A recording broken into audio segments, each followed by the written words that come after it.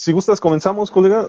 Bueno, esto Ok. sería el podcast Perspectivas Psicológicas con la tercera temática de psicología y emociones, ¿no? Porque a final de cuentas es un tema muy extenso. Creo que a final de cuentas en los anteriores capítulos hemos visto como las cosas eh, pues más a fondo, yo diría, y ahora vamos a ver, se supondría que las cuestiones más básicas, ¿verdad? Que son las emociones básicas. Y también por ahí me di a la tarea de leer un poquito acerca de emociones en la actualidad o en la cultura mexicana un poco. Entonces yo voy a aportar un poquito Mira, por ese lado. Entonces, no muy sé bien. si quieras comenzar, colega, igual presentarte y pues, igual dar a lo mejor una breve introducción. Claro, bueno, pues nuevamente aquí contigo, Mar, con el auditorio que nos vea, un gusto como siempre. Me ha gustado mucho trabajar contigo en esta forma, con estos podcasts, y sí, efectivamente ya estamos en la tercera parte del tema de la psicología y las emociones. Va a ser bien interesante esto que comentas sobre la psicología y las emociones, pero desde la cultura aquí en México. Yo soy Israel Miguel Galicia García, psicólogo y tanatólogo clínico. Ya llevamos poquito más de 22 años en la psicología clínica y alrededor de 10 años en la tanatología.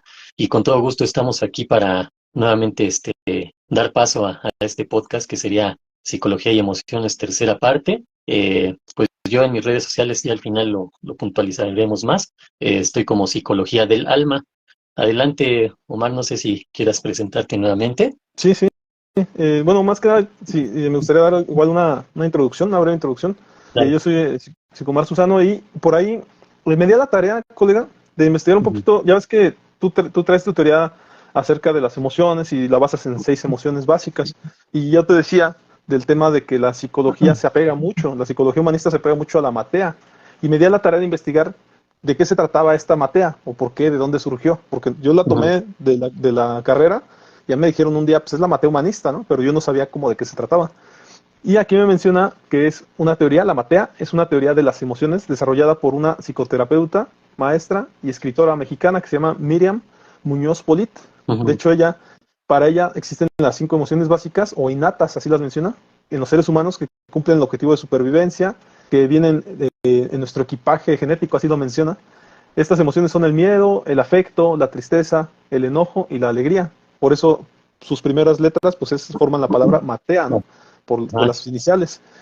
Entonces, adicional a esto, dice que más allá de explicarlas, o sea, me di la tarea, te digo, de ver por qué o dónde surgieron, ¿no? Y me dice por aquí que ella tiene un libro, Miriam Muñoz Polit, tiene un libro que se llama Emociones, Sentimientos y Necesidades, una aproximación humanista, ujú. ¿verdad? Y ahí menciona que efectivamente ella presenta una visión humanista, o sea, es psicóloga humanista, tiene una visión humanista de las emociones y de los sentimientos y cómo influyen en nuestras necesidades y nuestra forma de relacionarnos con el mundo. Es el único libro, digamos, que me salió de ella, ¿no? Pero también, aprovechando que toqué el tema, también me da la tarea pues de leer un poquito acerca nuevamente de las emociones, del humanismo, perdón. Ya ves que yo predico mucho esa corriente, pero Sí. estaría bien como que la gente también supiera pues de qué trata, ¿no? Entonces, el humanismo, primero que nada, es una corriente filosófica, ajá, que se enfoca en la dignidad y el valor de la persona, ¿sí? Y en su capacidad para desarrollarse y crecer como individuo. Ajá. En psicología, el humanismo se enfoca en la comprensión de la experiencia subjetiva. Esto es muy importante porque en los otros capítulos hemos visto cómo el psicoanálisis se enfoca en el inconsciente, el conductismo en las conductas específicamente, el cognitivo pues en los pensamientos, ¿no? Vimos por ahí Sí. la terapia racional emotiva, ¿no? Que efectivamente es en las emociones, pero también en razonarlas, un poquito como ya haciendo inteligencia emocional, ¿no? Y Sí. por ahí, entonces, eh, como se basa la psicología humanista en la experiencia subjetiva del individuo, fíjate, y en la importancia de la libertad, la elección y la responsabilidad personal, ¿no? Es bien, bien complejo y bien importante, colega, porque yo en eso también baso mis terapias, como esta libertad que se le da al ser humano es primero es decirle, tú tienes la libertad de elección, ¿no? Pero no es así de simple, porque si tú eliges, ahora tienes una toma de responsabilidad, que es muy Ujú. fuerte. Ajá. Primero ya eras libre, ajá, y tomaste una decisión. Ahora tienes que respaldar esa decisión que tomaste y apoyarla con hechos. Ajá. Apoyarla comprometiéndote a hacer esa decisión que acabas de tomar. Entonces, eso es lo complejo del humanismo, precisamente.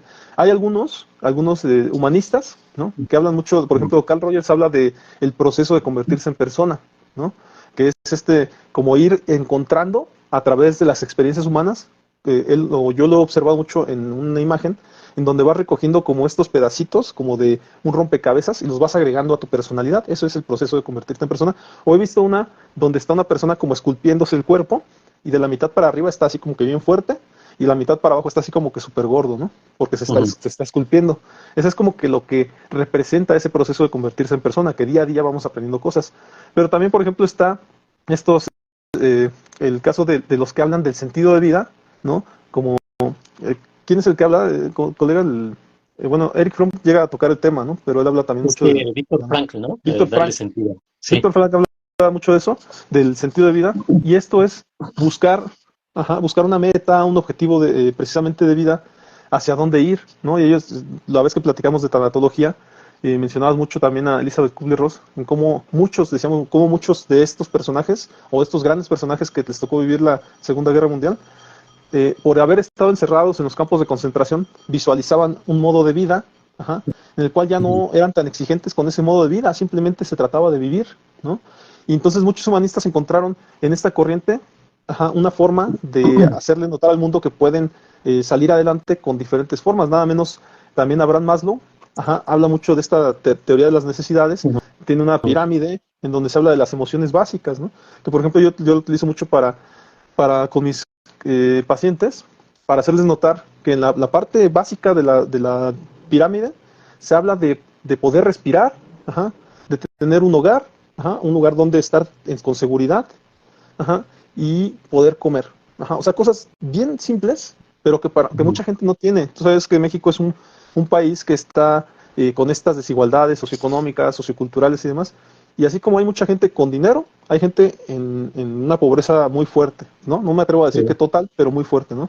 Y no estamos tan lejanos a observarlo, colega, ¿no? O sea, en mi caso particular me ha tocado hasta, en un momento dado, hasta familia, ¿no? Familia cercana, verla como que en condiciones extremas, ¿no? Entonces, desde luego, uno busca la manera como de estar ahí al tanto, ¿no?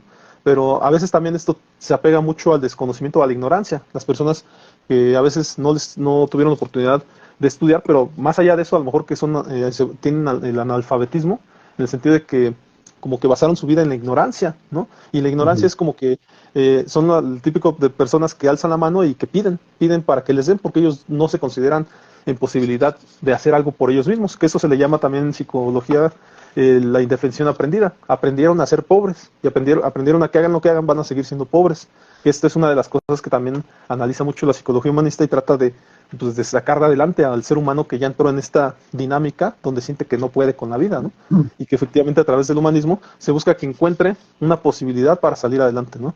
Pero más allá de eso, yo nada más me metía un poquito a este tema del humanismo, colega, porque la experiencia subjetiva pues abarca muchas cosas, ¿no? El tema de hoy en día sería muy analizable el tema de las personas no binarias, por ejemplo, ¿no? O las personas que dicen considerarse que son, la otra vez hasta me dio risa porque estaba viendo con mi novia una película en donde un hijo de familia le dice a sus papás que él era trans, ¿no? Y pues todos imaginaban que era transgénero, ¿no? Y dice, no, soy transdigital, ¿no? Transdigital se refería a que él quería ser parte del Internet, o sea, es decir, quería ya conectarse con el Internet para toda la vida.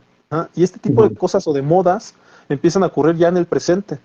La sociedad está cambiando tanto que hoy en día el tratar de entender la experiencia subjetiva pues nos da para eso. La psicología humanista está más viva que nunca por eso, porque es capaz de entender o de meterse a investigar este tipo de cosas que están ocurriendo. Y ya nada más para cerrar este tema del humanismo como tal, te quiero hacer notar también que el hecho de que el humanismo también trabaja con esta libertad que te decía, la libertad de elección y de responsabilidad personal, que al final de cuentas, por ahí un lema del humanismo es, no basta con darse cuenta, ¿no? Porque muchas personas o muchos colegas dicen que ya elaborando el insight o el darse cuenta, que ya cumplimos nosotros como psicólogos. No. Ahora hay que hacerle notar a la persona que ahora empieza el trabajo, y el trabajo comienza con ver qué va a hacer a partir de haberse dado cuenta, ¿no? Y este tema parece también interesante para la temática que tenemos el día de hoy de las emociones, porque al final de cuentas una persona que estuviera en tristeza, ¿no? Y que de repente se diera cuenta de que ha estado en tristeza durante un gran tiempo, pues definitivamente me parece que tendría que trabajar en eso. Pero el trabajo en terapia es hacerle notar eso, pero también ayudarle a encontrar a lo mejor redes de apoyo, ¿no? O en su defecto también acciones, actividades a realizar, para que salga de esa tristeza, ¿no? Pero a final de cuentas también, y me gusta mucho hacer notar esto, tú sabes que en terapia las personas que van a terapia tienen que tener una cierta disposición, ¿no? Una disposición a la terapia. Y si esta disposición no está, pues es muy difícil que nosotros hagamos lo que hagamos, le podamos apoyar a la persona, ¿no? Y a mí me han tocado casos muy extremos y muy específicos, colega, en donde las personas tienen una resistencia bárbara, ¿no? ¿Por qué? Porque los trajeron a fuerzas, porque no les dijeron a dónde venían. Ajá. Y yo lo que procuro hacer cuando me dicen eso es, ¿qué te parece si está bien? Estoy de acuerdo que te sientes engañado, ajá, es que tal vez no es el lugar que pensabas al que iban a ir, a lo mejor esperabas un centro comercial o otro lugar, pero ¿qué te parece si nos la pasamos bien en esta hora, ¿no? En esta hora que vamos a estar aquí, y ya después tú decides si regresas o no, ¿no? Y trato de empezar a entablar una plática, ¿no? Formal, o una plática informal, perdón, que nos lleve como que a ciertas temáticas. Y también ya para cerrar, colega, esta parte mía, ¿no? Que me extendí un poquito, perdón. Me da me da mucho gusto también el rol que realiza el psicólogo en general. Y voy a poner un ejemplo de este rol, en donde en una película de Hitler mencionan mucho que un psicólogo estuvo en su última etapa, pero no fue de Hitler, fue de este cuate de Saddam Hussein. De Saddam Hussein, ¿te acuerdas? El que estuvo por ahí Sí, sí, sí. en, Que en Irak, ¿verdad? según que tenía bombas químicas y no sé qué, y jamás las encontraron, ¿no? Sí, y según Ujú. dicen esto, que él tenía efectivamente un secreto muy fuerte y que podía dañar a la humanidad y demás.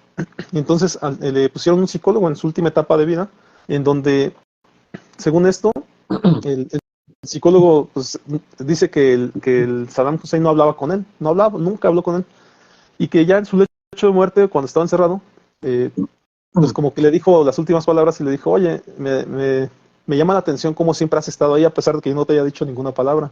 Y le dijo el psicólogo, sí, pues para eso me pusieron aquí, para acompañarte en este proceso.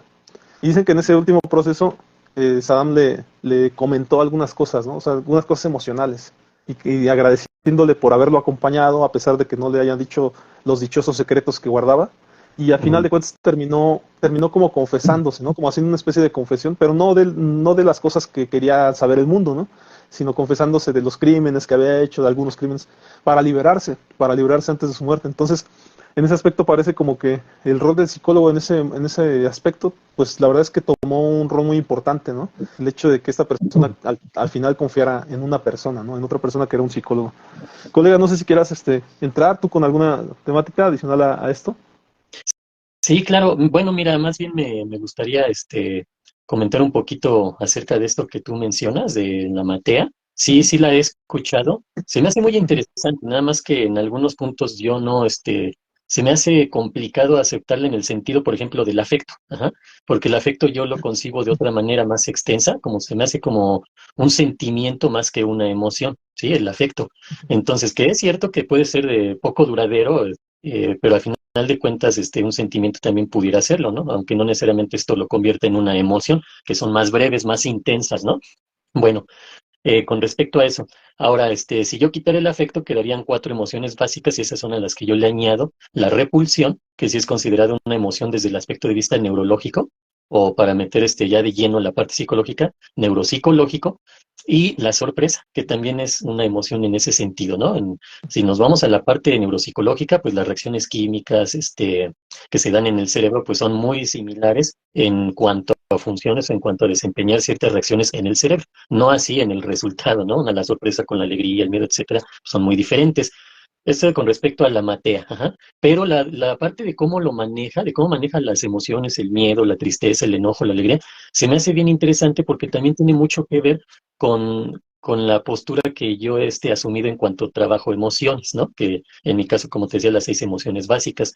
Con respecto a lo mencionabas de Maslow, es bien interesante porque normalmente nosotros en psicoterapia manejamos también, eh, pues obviamente si es posible la eliminación de malos hábitos o de hábitos dañinos para incorporar buenos hábitos, ¿no? Y dentro de los buenos hábitos normalmente están pues prácticamente las necesidades básicas de Maslow, ¿no? Que sería la alimentación, pero en este caso sería una correcta alimentación. Uno no es nutriólogo como para decirle, mire, haga esta dieta, y para nada, pero sin embargo sí podemos hacer conciencia en el sentido de que esta persona necesita alimentarse adecuadamente, nutrirse, ¿sí? Introducimos también la parte del ejercicio, del descanso, del tomar agua, del dedicarse a una actividad que sea funcional, que sea que le ayude a la persona en el sentido de que se sienta, pues más que nada funcional, ¿no? Que en este caso normalmente suele ser el trabajo o en los estudiantes, pues obviamente el estudio y así, ¿no? Pero también esta parte de las actividades de ocio o recreativas, que también de repente se suelen olvidar mucho y todo esto lo llevamos en base a las emociones que va generando la persona. Ya con esta parte, cuando mencionas lo del sentido de darle sentido a la vida, importantísimo porque también en el proceso psicoterapéutico es importante que el paciente se ponga objetivos, se ponga metas. Y esos objetivos, esas metas, pues le van a dar un sentido a su vida. Ahora, si nos vamos a una depresión, por ejemplo, un trastorno depresivo recurrente, pues obviamente el sentido de vida pues cobra más fuerza todavía, ¿no? Porque aquí a esta persona eso es lo que le hace falta, darle un sentido a su vida, independientemente de si la depresión de la que estamos hablando puede ser clínicamente diagnosticable y requiere de algún tipo de medicamento, ¿no? Algún antidepresivo o incluso hasta complementado con ansiolíticos, ¿no? Pero independientemente del tratamiento médico, uno en el aspecto psicológico emocional, pues busca que esa persona en base a darle sentido a su vida, ya sea con los objetivos, con las metas, con los motivos que puede encontrar para seguir viviendo, pues es conforme vamos a ir nosotros trabajando en esta persona sus emociones, sus pensamientos, sus sentimientos, y esto pues obviamente va a generar conductas y comportamiento más adecuados, ¿no?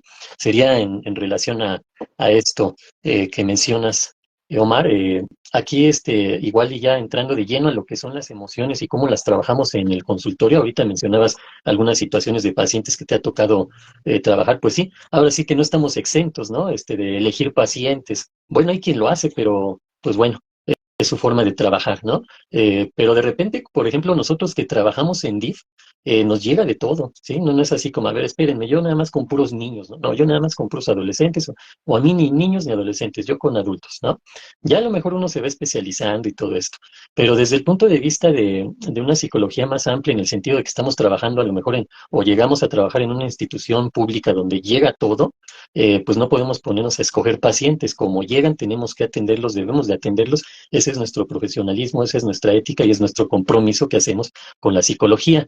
Ahora, cuando mencionas con respecto a la psicología de cómo puede de alguna manera afectar en este caso de manera positiva a una persona, a un paciente o en el caso del humanismo a un cliente, pues nosotros debemos de estar conscientes, y aquí utilizo esta palabra consciente porque quiero hacer también mención y recalcar esa parte que tú manejas, ¿no? De que con el solo hecho de que ya haga insight el paciente, es decir, que se dé cuenta de algo, ya con eso le ayudamos, pues para nada, ajá, totalmente de acuerdo contigo, nuestra labor continúa. De hecho, ahí yo podría decir que es donde apenas empezamos, ajá, cuando el paciente hace el insight, o es decir, se da cuenta de alguna situación que está viviendo o que le está haciendo daño o que le está conflictuando o que se dio cuenta de algo, ¿no? En su vida, yo considero que ahí es donde empieza lo mero bueno, ¿no? De la psicoterapia. ¿Por qué? Porque esta persona está empezando a trabajar su conciencia.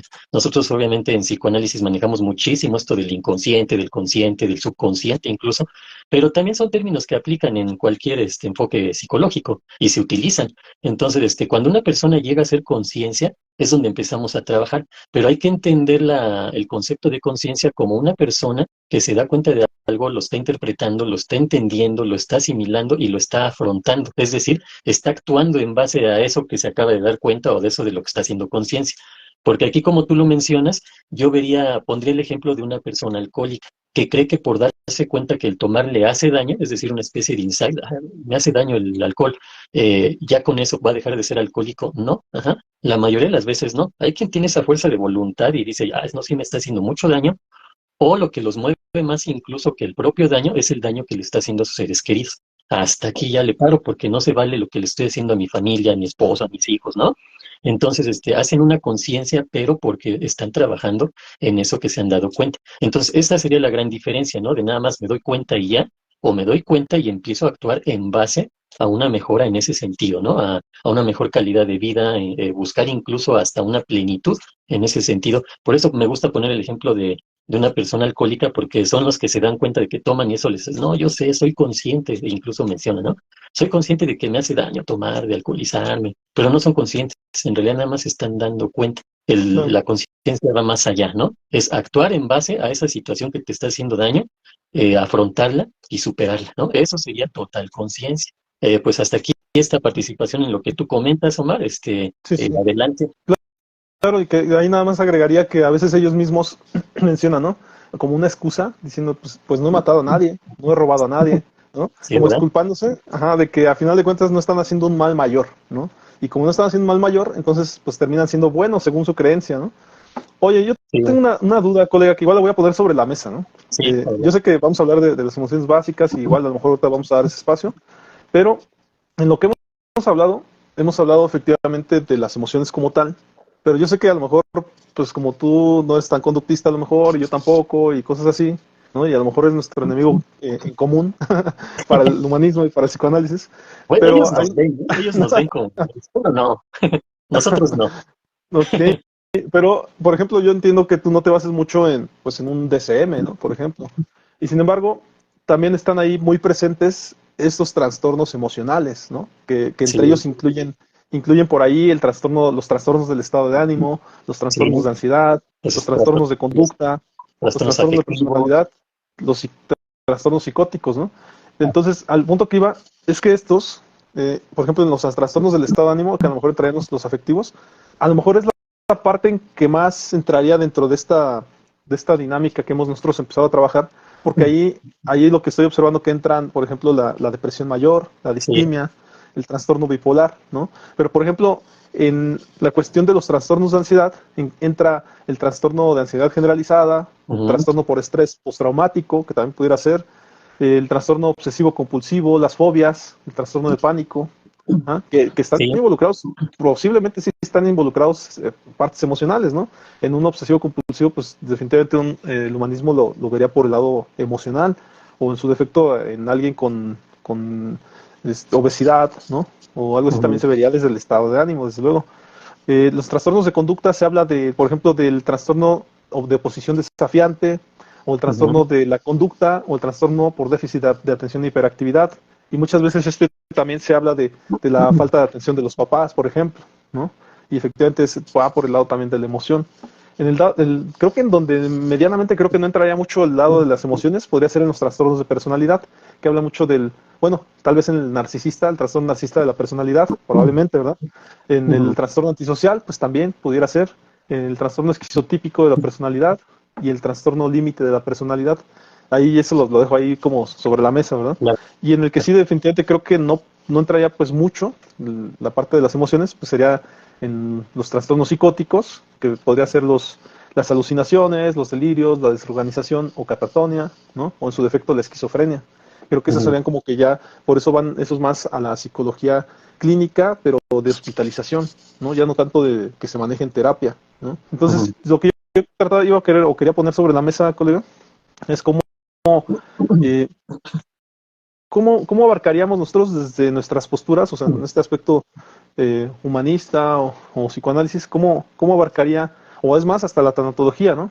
Cómo Sí, en un momento dado atender a este tipo de otras conductas o otras cuestiones desde el lado emocional probablemente, o definitivamente crees que sí ya sería una labor más bien en conjunto con psiquiatras o en su defecto a lo mejor con la psicología cognitivo-conductual o conductual directamente, porque a mí me ha pasado también que me han llamado por teléfono buscando conductual, ujú. psicólogo conductual directamente. ¿No? Y yo efectivamente cuando llaman, pues es como que, ok, o sea, supongo que a ellos les dijeron que tenía que ser conductual, ¿no? Sí, Entonces, normalmente en ese aspecto me es llama eso. mucho la atención. Porque las instituciones son las organizaciones como, no sé, bueno, a mí me han llamado el OXXO, o sea, de la franquicia completamente, buscando psicólogos conductuales. Entonces, las organizaciones en general como que se apegan a buscar ese tipo de corriente, ¿no? Ujú. No sé, colega, ¿cómo ves? ¿A qué Bueno, crees que se deba, no? Ujú. sí, mira, qué interesante que saques este tema porque precisamente es todo lo que nosotros trabajamos, ¿no? Te comparto primero la parte de mi experiencia. Eh, Cuando yo cursé lo que es la especialidad en tanatología, fue desde un punto de vista cognitivo-conductual, ¿sí? No tanto humanista. Ya cuando yo pude desarrollar diplomados e impartirlos, me basé en el humanismo porque la institución para la cual yo iba a trabajar en ese momento para impartir los diplomados de tanatología y duelo, me pidió que manejara el enfoque humanista preferentemente. Obviamente uno pues tiene conocimientos generales. Afortunadamente yo ya había estudiado sobre el humanismo porque me gusta mucho ese enfoque.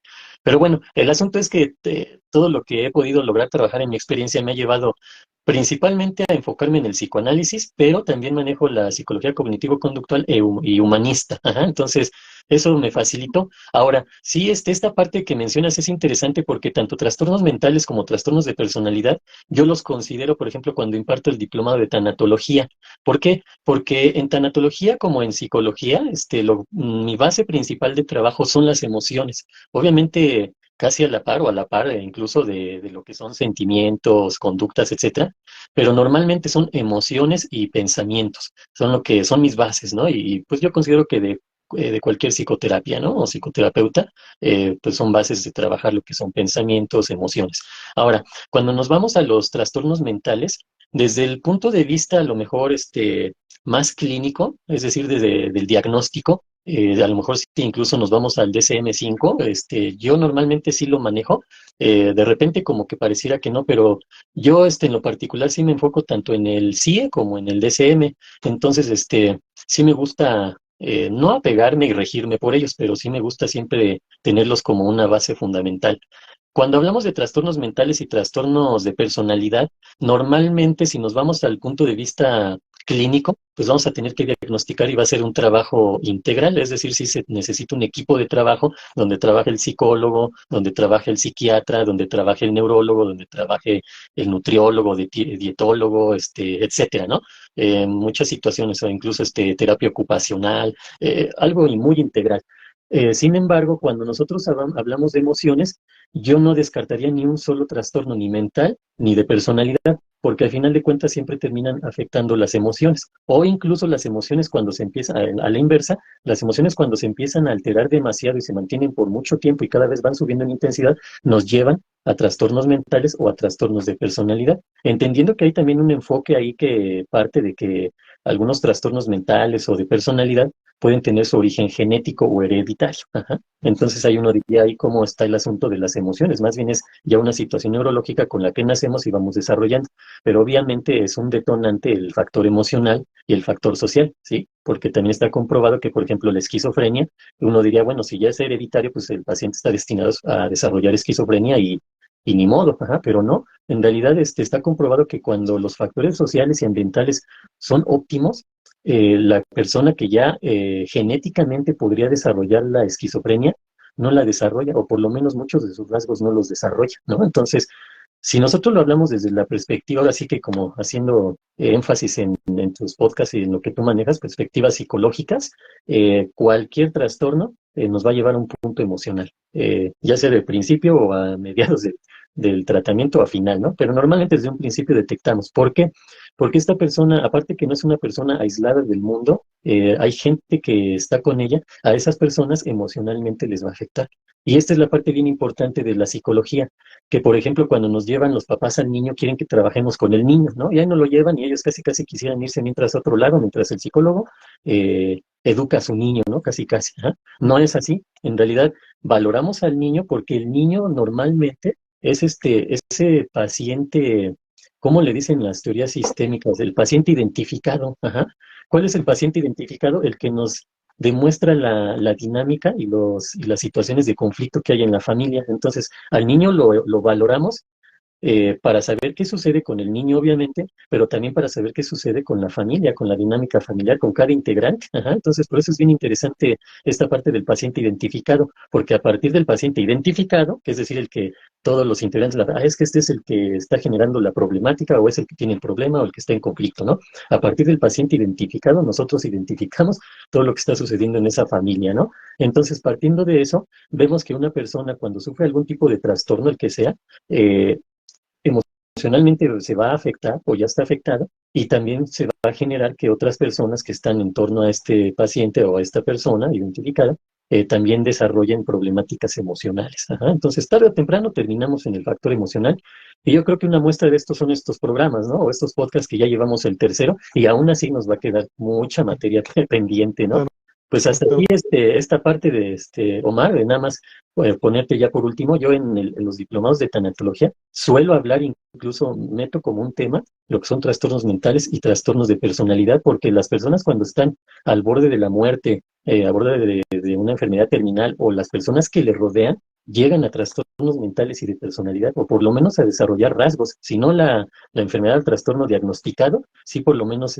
rasgos que debemos identificar. Yo siempre les digo a mis alumnos, hay que saber identificar todo esto porque esto nos da un parámetro hacia dónde tenemos que dirigirnos para estabilizar tanto al paciente que a lo mejor está en una situación de enfermedad crónico-degenerativa, una situación terminal o está a punto de fallecer, como a los integrantes de la familia o las personas allegadas. Ajá. Entonces, desde mi punto de vista, este es un tema importantísimo porque siempre, mi experiencia me lo ha demostrado así, llegamos a ese punto del riesgo de irnos hacia los trastornos mentales y de personalidad. Claro. Y quería también hacerte notar algo que me ha llamado la atención ahorita que nos hemos metido al tema de las emociones.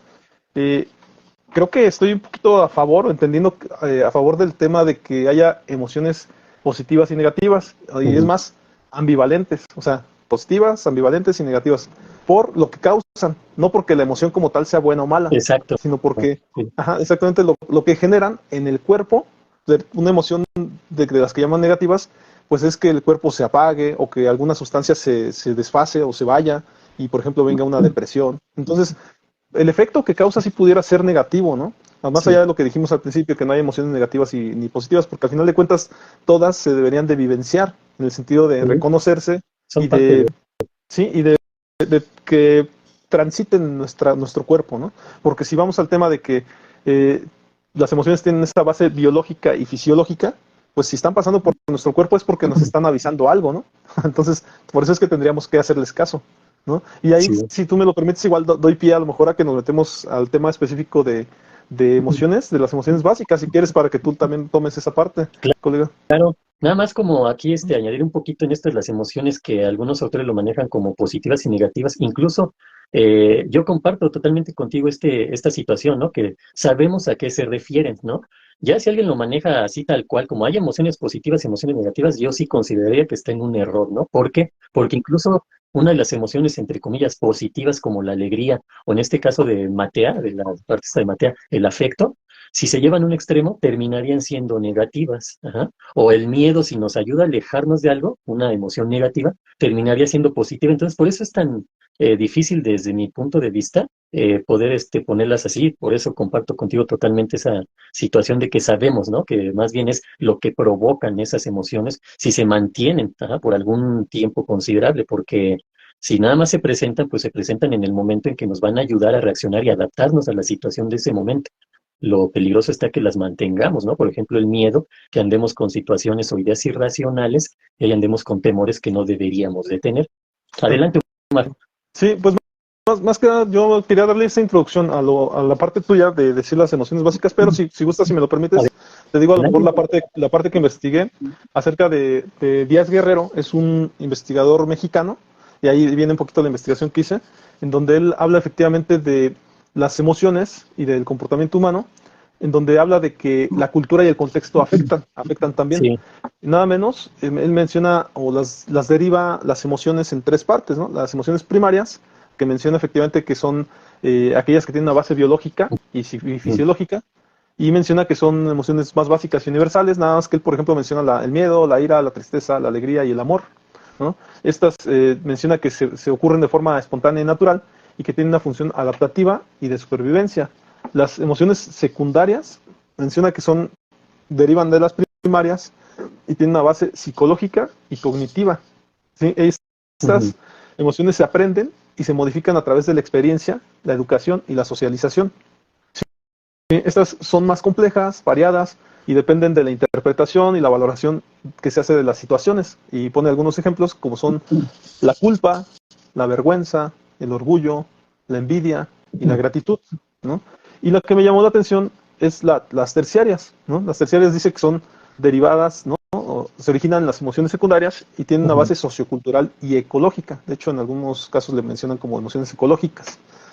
Y dice que se construyen, ajá, y se regulan de acuerdo con las normas y valores y las creencias de cada cultura, la historia, la diversidad de los pueblos. Eh, Mencionan que algunos de estos ejemplos de las terciarias son la nostalgia, la melancolía, el resentimiento y el humor. Y aquí es donde me dio la tarea de entender un poquito la cultura. Bueno, la verdad es que ya había hecho hace tiempo una investigación acerca de cómo son los rituales, no solo en México, ¿no? En los diferentes pueblos, por ejemplo, de Michoacán, que viven el duelo muy similar, diciendo que son municipios distantes y distintos, y en las épocas de Día de Muertos nada menos, los rituales son muy similares, ¿no? Para despedir a su muerto. Pero me di a la tarea en alguna ocasión de leer cómo ocurren los rituales o de duelo, ajá, o de, sí, de despedida en diferentes países, ¿no? O sea, y nada menos veía que, por ejemplo, los alemanes son más fríos en ese aspecto. Literalmente dicen adiós y ese ya es su ritual, ¿no? Y entonces, y hablan de los finlandeses y demás, también con esta parte más fría, ¿no? En Latinoamérica en general se tiene esta forma un poquito más como si no se le diga calurosa, ajá, de cálida de, de, de tener esta despedida también con respecto a la familia, ¿no? O sea, la familia en realidad es la que se está despidiendo de su muerto, ¿no? Y esto me llamó la atención, te repito, porque a final de cuentas vi algunas características de cómo el hecho de la simpatía, la cortesía, la hospitalidad, la generosidad, la solidaridad, la lealtad, la dignidad, ¿no? La honra, hasta el machismo, terminan siendo representaciones de emociones, pero a diferentes, en diferentes estratos sociales, culturales, ¿no? O sea, nada menos hasta, no lo tuve así, no lo quise como conservar, pero nada más le di una pasada, ¿sí? Y decían cómo hasta la política podía ser un espacio en el cual tú puedas desarrollar ciertas emociones, ¿no? Ciertas emociones de ejercer el poder, ¿no? O de ser votado y aceptado por una población, ¿no? A lo mejor ahí hablaríamos un poquito del gregarismo humanista, ¿no? O sea, el gregarismo de ser aceptado por una sociedad, ¿no? Y esto en la autoestima pues te levantaría el ánimo mucho, por supuesto, ¿no? Pero me llamó mucho la atención esa parte, cómo en los diferentes estratos socioeconómicos iban mencionando, como de quien dice, las emociones en la mexicanidad, ¿no? Y esa fue la parte que me dio la tarea como de observar. Y a final de cuentas, sí entiendo, por ejemplo, que la lista que dije la vez pasada, yo creo que se refería un poquito más a esto. Nada más que tenía por ahí un trasfondo donde ya le estaban dando un enfoque más hacia ciertas actitudes sociales y culturales, ¿no? No sé qué opinas de esto, colega, de esto que te menciono. Sí, mira, se me hace muy similar a esta rueda o círculo de Plutnik. ¿Te acuerdas que lo comentábamos en el podcast anterior, donde él va hablando también de emociones compuestas, ¿no? De emociones más complejas, pero que su base, al final de cuentas, son las emociones básicas. Es importante lograr entender esto porque cuando lo trabajamos en psicoterapia, normalmente yo empiezo con las emociones básicas que, entre comillas, vamos a poner, son más fáciles de identificar, más simples de entender para que el paciente pueda asimilarlas en sí, y a partir de ahí nos empezamos a ir hacia todo esto que mencionas, ¿no? A situaciones más complejas, ¿no? En este caso, emociones compuestas. Ahora, con respecto a lo que mencionas de la cultura, yo lo manejo mucho desde el punto de vista tanatológico. Cuando hablamos de tanatología, pues también tendemos a inclinarnos a la cultura que hay, por ejemplo, aquí en México.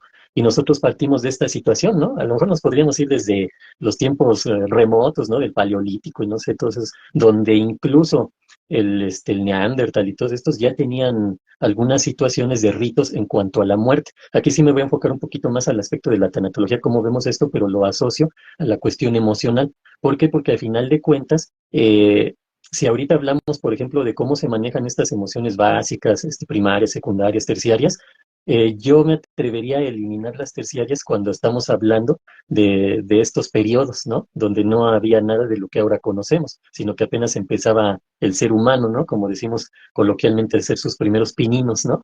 Ahí no podríamos hablar de emociones terciarias y de varias de las emociones secundarias. Sin embargo, las emociones primarias o las emociones básicas siempre han estado ahí. Ajá. Entonces, partiendo de eso, podríamos ver cómo las creencias, las actitudes ante, en este caso, ante la muerte, nos van dando una perspectiva y nos van dando un enfoque y una base para ver cómo se han movido las emociones en el ser humano en el transcurso de su historia.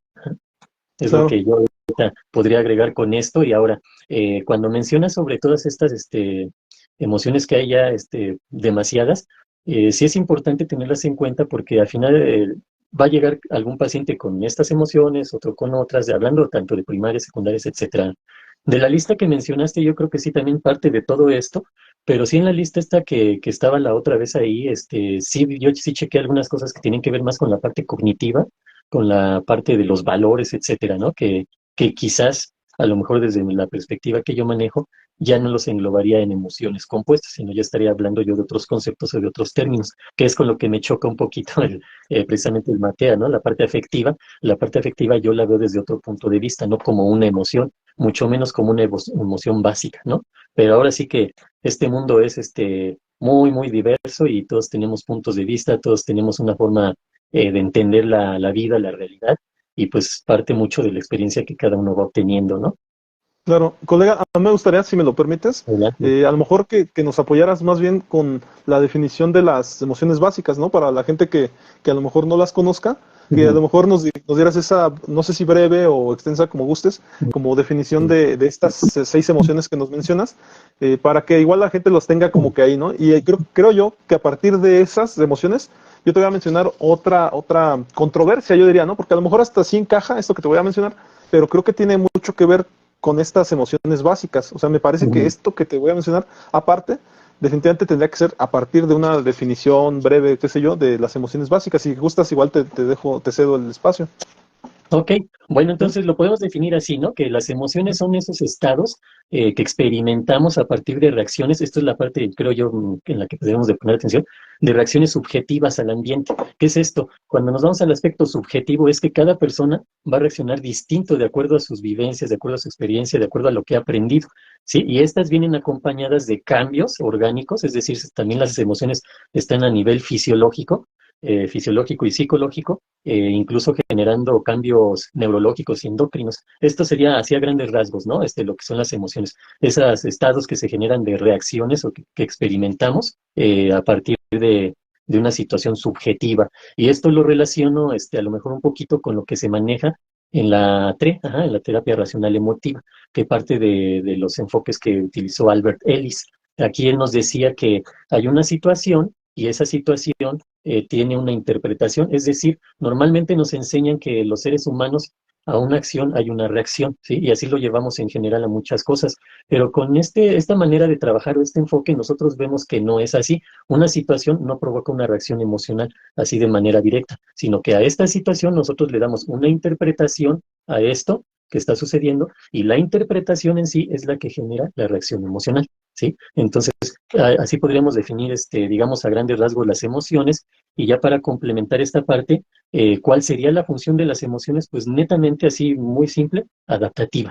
Las emociones nos ayudan a adaptarnos, ¿no? Nuestro organismo, nuestra mente tiene que reaccionar al medio que le rodea y para eso son las emociones. Y obviamente las emociones, al ser una reacción tan fuerte, tan intensa en nuestro cerebro, generan también o son parte importante de los recuerdos, de la memoria, de la interpretación, de la observación, etcétera, ¿no? De los procesos cognitivos. Sí, estaba, por ejemplo, de una de las cosas que observé o que me dio la tarea de leer, cómo hay ciertas memorias emocionales, ¿no? O sea, Ujú, este asunto de que de hecho hay un método en el cual tú asocias los recuerdos con partes emocionales, ¿no? Y ujú. según con esto, pues, eres más capaz de memorizar, ¿no? Por lo mismo de que lo estás relacionando con una cosa que a ti te pasó. Y como las Exacto. emociones son más difíciles de olvidarlas, porque pues, al final de cuentas forman parte de tu vida, Sí, es ahí donde ocurre la memorización. Ajá. exactamente, eso es lo que sucede. Una emoción genera conexiones neuronales. Ajá.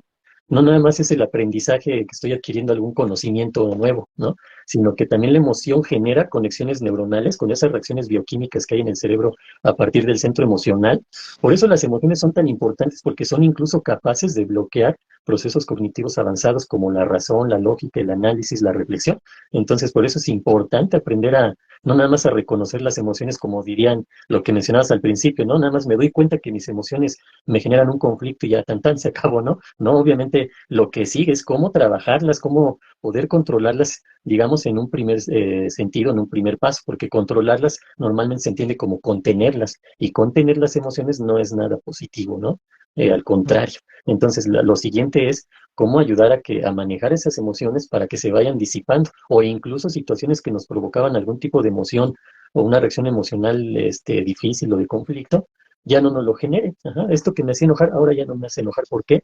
Pues porque la interpretación que le doy a este hecho o a esta situación ahora es diferente. Claro. Y la parte que quería hacerte, bueno, poner sobre la mesa Sí. con respecto al tema de las emociones era algo que me da la tarea de investigar que se llaman las fortalezas personales, ¿no? Ah, Por ok. ahí dice que son cualidades positivas, de hecho el autor es Martin Seligman y menciona que son cualidades positivas que poseemos que nos ayudan a afrontar los desafíos de la vida, ajá, a desarrollar nuestro potencial y a alcanzar el bienestar. Si te das cuenta, ahí ya estoy poniendo sobre la mesa esa parte que busca a veces, muchas veces hasta el humanismo, ¿no? El desarrollo de bienestar, algunos hablan también de felicidad, ¿no? En este caso hablan de potencial, Ujú. ajá. Y pues vale decir que Martin Seligman es el fundador de la psicología positiva y él menciona o habla de 24 fortalezas personales, ajá, pero las agrupa en 6 grandes áreas, ¿no? Que esas son las que voy a mencionar. Y me llama la atención, o me llamó la atención porque creo que tiene una cierta conexión con la parte de las emociones que estamos viendo. Nada menos él Ujú. menciona, ¿no?, que la sabiduría y el conocimiento son fortalezas que implican adquisición y uso de información de manera inteligente y creativa. Ajá. Incluye la curiosidad, el interés por el aprendizaje, el pensamiento crítico, la mentalidad abierta, la inteligencia emocional y social y la perspectiva. Ujú. Ajá. Por otro lado está el coraje, ajá, que son las fortalezas que nos permiten afrontar el miedo, el riesgo, la adversidad con valor y la determinación. Ajá. En este caso incluye Ujú. la valentía, la perseverancia, la integridad y la vitalidad, ¿no? Por ahí también menciona la humanidad. Ajá. Esto La nos menciona que humanidad. son fortalezas. Sí, humanidad. Son Ajá. fortalezas que nos hacen conectar con los demás, ajá, ofrecerles apoyo, comprensión, afecto, ajá, y ahí incluyen amor, amabilidad, inteligencia social. Ajá. Por Ujú. otro lado está la justicia, ¿sí?, que son las fortalezas que nos ayudan a contribuir al bien común, respetar los derechos, las normas de la sociedad, cooperar con los demás. Ajá. Incluyen ahí el liderazgo, el trabajo en equipo, la Ujú. equidad, la ciudadanía, ¿no? Eh, Está la moderación, ajá, que son las fortalezas que nos ayudan a regular nuestros impulsos, emociones y comportamientos, ajá, y evitar excesos y defectos. Incluyen la prudencia, la humildad, el autocontrol, el perdón. Ajá. Y por último, dentro de estos 6 grupos está la trascendencia. Son las fortalezas que nos hacen trascender los límites del yo y conectar con algo mayor, ajá, Ujú. con la naturaleza, la espiritualidad, el arte, el sentido de vida. Incluyen la gratitud, la esperanza, el humor, la belleza y la fe. Ajá. Si te das cuenta, por ahí definitivamente mencionó muchas emociones involucradas, Sí. pero lo que me llamó la atención es eso, o sea, pareciera que hemos estado hablando de emociones, pero por ejemplo nada menos habla del sentido de vida, ¿no? Y lo menciona en el tema de la trascendencia. Ujú. Entonces, esto me llama mucho la atención cómo las dichosas fortalezas personales, que a lo mejor ciertamente son un poquito más complejas, pero ya es como que la aplicación de las emociones, ¿no? Como tal, porque Sí. ahí en cada una metió una emoción, de hecho, ¿no? En Sí. sentimientos y comportamientos menciona él, ¿no? ¿Cómo ves estas partes, colega? Sí, bien interesante porque, por ejemplo, las fortalezas en el área de la psicología organizacional, bueno, a lo mejor no necesariamente relacionado a la psicología organizacional, pero sí en las organizaciones, en las empresas, la industria, manejan el FODA, ajá, precisamente, ¿no? ¿Qué es el FODA? Pues como análisis que se le hace a las empresas, cómo funcionan, y FODA son iniciales, principalmente la F, aquí me quiero enfocar que son fortalezas, ajá. Y así por ejemplo, en el área clínica, en la psicología clínica, lo manejo con los pacientes como desarrollar sus fortalezas, sus cualidades, sus habilidades, sus características positivas en general. Y sí, efectivamente esto, ¿no? Ahora, si nos regresamos a este punto que te mencionaba ahorita de, por ejemplo, en las empresas, FODA, ajá, fortalezas, oportunidades, ¿no? Era lo otro que son las iniciales estas, oportunidades, debilidades y amenazas, ¿no? Que es Sí, lo que sí, de sí. alguna manera trabajamos en la psicología con el paciente, a lo mejor no así tal cual, ¿no? Porque esto se emplea más en el ámbito organizacional, pero me llamó mucho la atención cómo esto de las fortalezas, porque es algo que trabajamos bastante en la psicoterapia, cómo el paciente puede ir desarrollando sus fortalezas, que muchas veces ya las tiene, es ese potencial que ya se tiene ahí, o que incluso ya las han utilizado, pero pues la vida les ha llevado a casi casi olvidarse de ellas, ¿no? O pensar que no las tienen o que nunca los tuvieron. Cuando uno va haciendo esa historia, la autobiografía, y la vamos analizando, en mi caso desde una perspectiva psicoanalítica, se va viendo cómo esa persona siempre ha tenido fortalezas, ajá, y las ha utilizado en determinados momentos. A lo mejor aquí, ya metiendo el factor emocional, pues sí, obviamente vemos que esta persona a lo largo de su vida, en algunos momentos ha logrado manejar sus emociones, otras veces no, que es cuando ha tenido pues problemáticas, ¿no? Incluso tan fuertes que decide asistir a la atención psicológica o incluso en mi caso, tanatológica, ¿no? Claro, claro, por ahí si me lo permites, abro un hilo respecto a cómo en ocasiones se consideran que las partes o la emoción como tal termina siendo como que algo malo para el humano, para la humanidad, ¿no? Y nada menos lo comento con una frase que ocurre en una película que se llama Matrix, a lo mejor por ahí la gente lo ha escuchado, Sí. y en donde están en disputa efectivamente este ser humano, ¿no? Que es el dichoso elegido, el Neo, ¿no? Que compite contra las máquinas o contra un cuate que se supone que es un virus, que es el señor Un Smith, o programa, ¿cómo le llaman? ¿no? Un programa, ¿no? Que es el señor Smith o algo así. Ajá. Que en realidad pues, termina siendo un virus que se replica y se replica en diferentes personas, ¿no?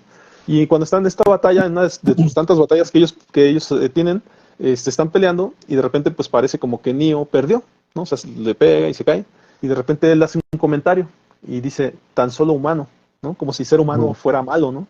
Entonces, Sí. él se refiere efectivamente a eso, o sea, este cuate perdió porque emocionalmente se sintió que tenía que perder, ¿no? Y mencionando que él, como al ser la máquina, pues había ganado porque no tenía emociones, ¿no? Ujú. Entonces, te digo, a través de diferentes ejemplos se puede ver cómo en muchos aspectos se piensa que el lado emocional es malo, ¿no? Nada menos también ocurre mucho en las relaciones de pareja, que efectivamente no se puede, dicen algunos clientes, que no se puede hablar con la mujer o con la pareja porque se pone a llorar. Ajá. Entonces, Ujú. mencionando y haciendo notar que entonces llorar fuera malo, ¿no? Como si llorar fuera malo, o que como si en su defecto no se pudiera hablar objetivamente, porque dicen, después vas a empezar, ¿no? Con tus emociones, o vas a empezar a decirme cosas de la memoria histórica y me vas a echar en cara cosas. Entonces, en ese aspecto, ¿cómo ves esa parte, colega, de que se vean las emociones como algo malo? Sí, bueno, obviamente, incluso esta película que mencionas es una trilogía y en la última, bueno, no, ya salió hasta una cuarta, ¿no? Sí, sí, Pero bueno, pero- lo dejamos porque ahí meteríamos hasta la Animatrix, ¿no? Que ya son una serie de cosas. Pero yo me quedo en la trilogía, no por descartar a la cuarta, ¿no? Respeto a quien le gusta y todo eso. De hecho, a mí también me gustó, pero me refiero a esto, esa parte que mencionas donde la máquina, dice que pues solo un ser humano como algo muy, de una manera muy despectiva y despreciativa, ¿no? Pero precisamente se enfoca en las emociones. Pero en la tercera parte resulta que esa es la fortaleza del ser humano, sus emociones, ¿no? Digamos, da un giro y efectivamente yo me quedaría con esta segunda parte, que las emociones efectivamente pueden ser nuestra fortaleza, sin embargo, si no las sabemos manejar, pueden ser nuestra debilidad, ¿sí? O incluso para muchas personas, lamentablemente, pueden ser su autodestrucción, ¿sí? ¿Por qué? Porque las emociones tienen ese poder en uno de o destruirnos o de fortalecernos, ¿no? Ya si nos fortalecemos, pues estaríamos hablando de esas capacidades que tenemos, ¿no? Los seres humanos para afrontar las situaciones y salir adelante, ¿no? Por muy difíciles que sean, por muy grande que sea el problema. Y pues aquí ya estaríamos entrando incluso al tema de la resiliencia. Pero bueno, voy a esto. Las emociones tienen principalmente una función adaptativa y si partimos de que tienen una función adaptativa, entonces influyen en el ser humano para podernos adaptar a la vida, ¿no? A las situaciones que se nos presentan. Entonces, desde mi perspectiva, pues las emociones siempre van a ser positivas, ¿sí? Como tú decías, tal vez el resultado pueda ser negativo, pero siempre y cuando no sepamos manejarlas. Si sabemos manejar nuestras emociones, es decir, si tenemos esa inteligencia emocional, pues prácticamente estamos del otro lado. Y ojalá y esto se pudiera implementar en las escuelas, pero verdaderamente como una materia. Quizás incluso, me atrevo a decir, ajá, igual y me voy a ver muy osado, pero quizá incluso más importante que las matemáticas y el español, que son las materias que dan diario, ¿no? Ahí deberían de estar las emociones, y no arriba, por lo menos a la par. ¿Por qué? Pues porque eso es lo que nos va a ayudar en la vida. Las matemáticas nos van a ayudar definitivamente, el español igual, ¿no? Bueno, aquí en México, ajá, y otras materias, ciencias naturales, biología, química, etcétera, ¿no? Las ciencias sociales, etcétera, etcétera. Pero sí es algo importantísimo que todavía falta mucho en el aspecto del aprendizaje escolar, que se introdujera verdaderamente una materia así tal cual, ajá. A lo mejor no le van a llamar emociones, ¿no? Pero pues si le llaman así mejor, pero sí sería importante que esto ya se vea como algo relevante de la vida, partiendo de la base que la escuela es digamos, un lugar para ayudarnos a sobresalir o por lo menos a sobrellevar los aspectos de la vida, ¿no? En muchos sentidos. Entonces, yo sí estaría totalmente en contra de las personas que dicen que las emociones son malas, son negativas y casi, casi si no existieran mejor, ¿no? Y también te digo, la vez que comentamos que las emociones no están ahí nada más para darle sabor a la vida y ya, ¿no? Para hacerla un poquito más interesante, no. Tienen una función adaptativa y ahorita que vaya yo hablando de emociones, me voy a enfocar en hablar en cada una de ellas, de las emociones básicas que yo manejo, y ahí a lo mejor queda un poquito más claro esta función adaptativa de cada emoción básica. Claro, y yo nada más a lo mejor agregar, ¿no? El tema de que se abrió aquí, se abrió el tema de la resiliencia Ujú. y a lo mejor para una futura ocasión. Y yo creo que esa sería una muy buena materia. En dado caso, pues a lo mejor las emociones no como tal, sino la resiliencia como tal.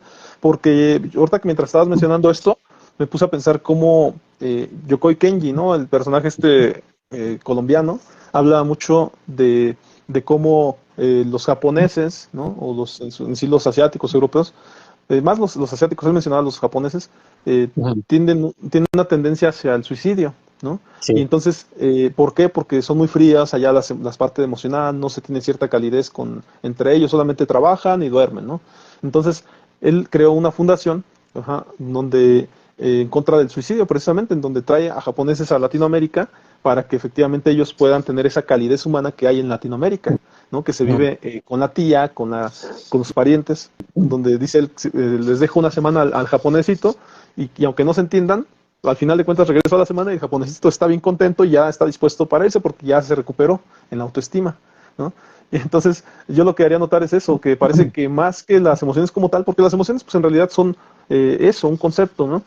Pero a Ujú. final de cuentas la resiliencia creo que sí es lo que ejercemos mucho en terapia o les apoyamos como para ir reconociendo cómo pueden darle ese vuelco a ciertas ideas que se han generado, que se han creado y cómo pueden ver el lado bueno de las cosas, ¿no? Yo siempre les hago notar, efectivamente, a las personas que vienen a terapia, hablando de resiliencia, que, que ese tradicional comentario, ¿no? Donde dicen que la caja idiota, mencionándose a la tele, Ujú. les digo, no es la caja idiota, ¿no? Son los idiotas que ven la caja, porque no son capaces de ver ese beneficio que le puede dar la televisión, ¿no? En donde cualquier programa te podría dejar algo bueno, ¿no? Pero a final de cuentas, no sé si todavía lo haya porque ya ni se ve tele, pero en su defecto hace como unos 10 años estaban los haters de la televisión, ¿no? Los críticos de la televisión que se la pasaban diciendo que en la televisión pasaban puras cosas simples y que en realidad todo era en realidad como que ya muy, muy básico en la televisión, cuando en Ujú. realidad eran ellos tratando de sentirse más porque ellos leían libros y los demás veían tele, ¿no? Cuando en realidad pues no tenía nada que ver con que no hubiera Principalmente algo bueno. es el mecanismo de defensa patológico, intelectualización. Ok, fíjate por ahí ya lo definieron, ¿no? Porque al final de cuentas es eso, o sea, se critica a las masas, ¿no? Pensándose superior por leer libros, y cuando la gente solamente tiene acceso a lo mejor a ver lo que hay en la Ujú. tele pública, ¿no?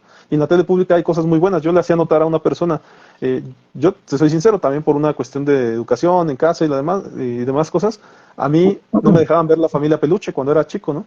Y Ujú. después de grande me di a la tarea de ver alguna vez un capítulo y nada menos la familia Peluche retrata a la familia mexicana y hay muchas cosas que tomar en cuenta. No digo que la familia mexicana sea caricaturizada como lo hacen ver ahí, pero muchas familias mexicanas tienen ciertas características de mexicanidad representadas en la familia Peluche.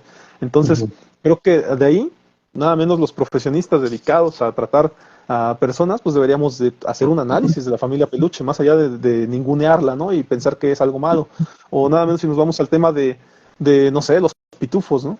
Los pitufos en su época, pues es una comunidad que se ayuda mucho, que cada uno tiene una característica de personalidad muy específica y que cada uno es muy complejo en su individualidad, ¿no? Ujú. Y ahí tenemos al pitufo filósofo, que es el intelectual, y el pitufo bromista, y tenemos al papá pitufo, que es todo un sabio, ¿no?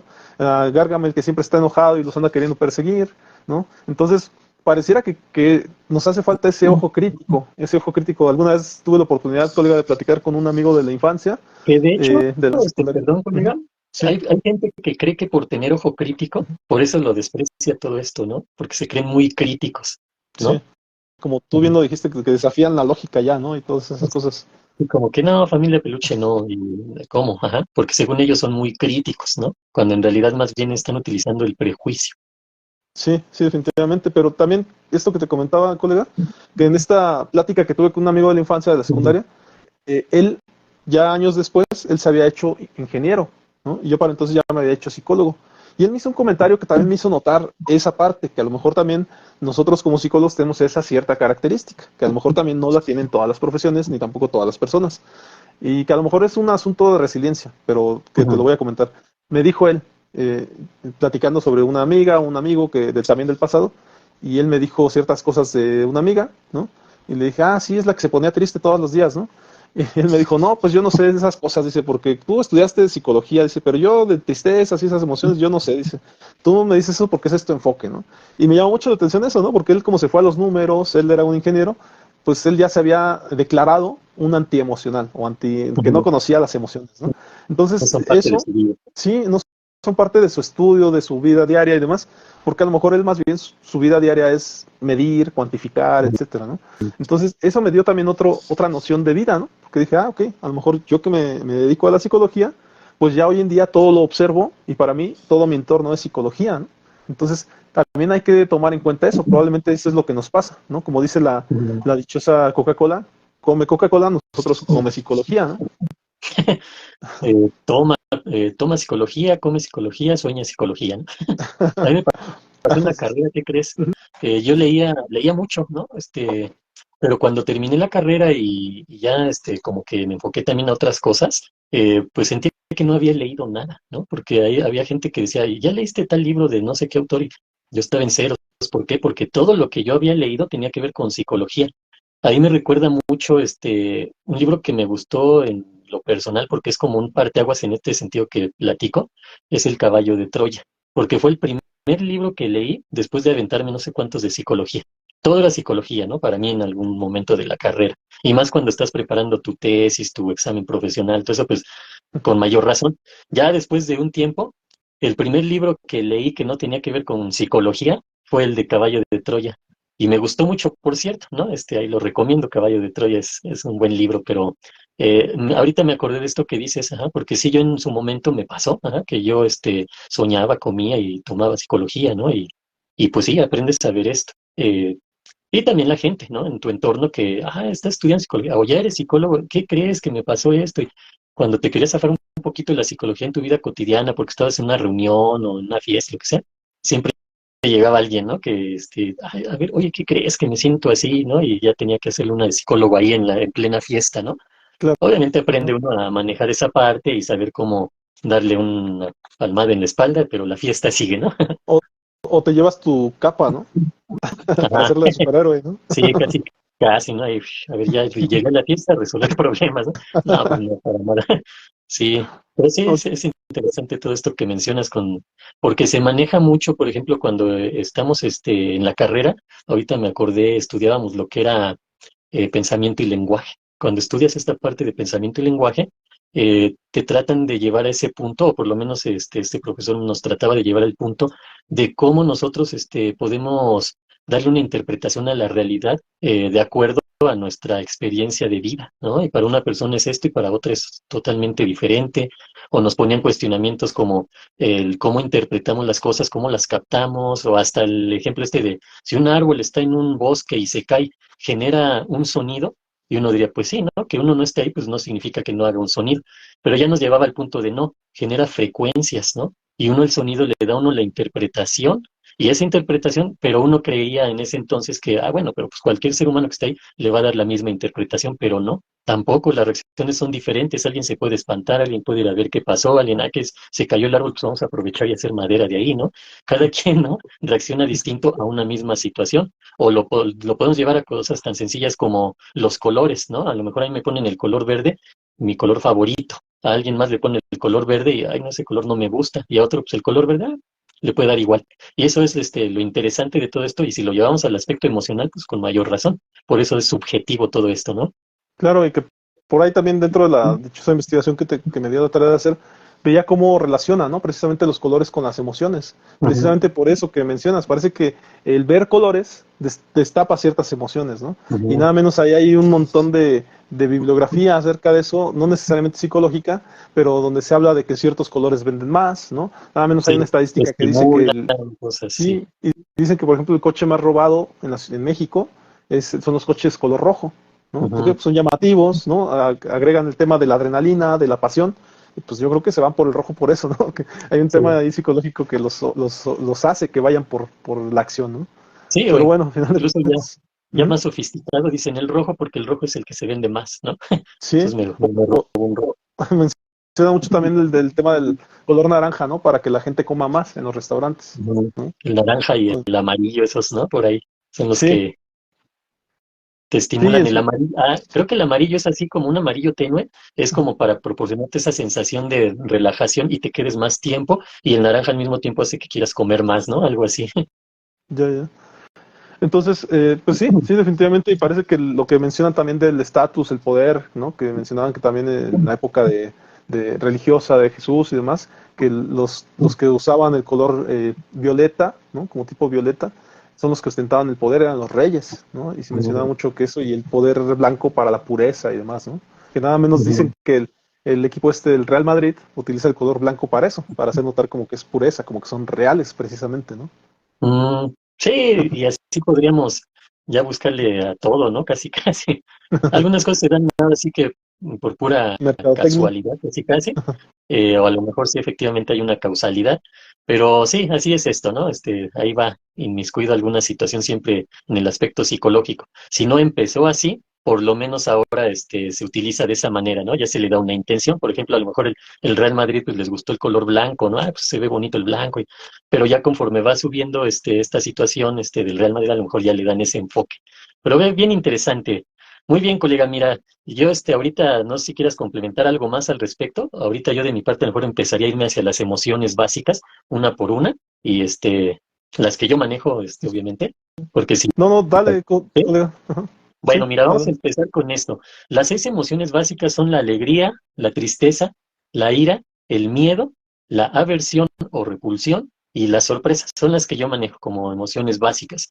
Y de acuerdo a lo que yo manejo o a estos postulados de las 6 emociones básicas, nos mencionan 3 características principales. Que estas 6 emociones se les dice básicas porque las puede tener tanto un japonés, que ahorita ponías el ejemplo de los japoneses, como un africano, como un mexicano, como un gringo, como un argentino, como un brasileño, como alguien que está en Europa, etcétera, ¿sí? Esa es una característica de estas 6 emociones básicas.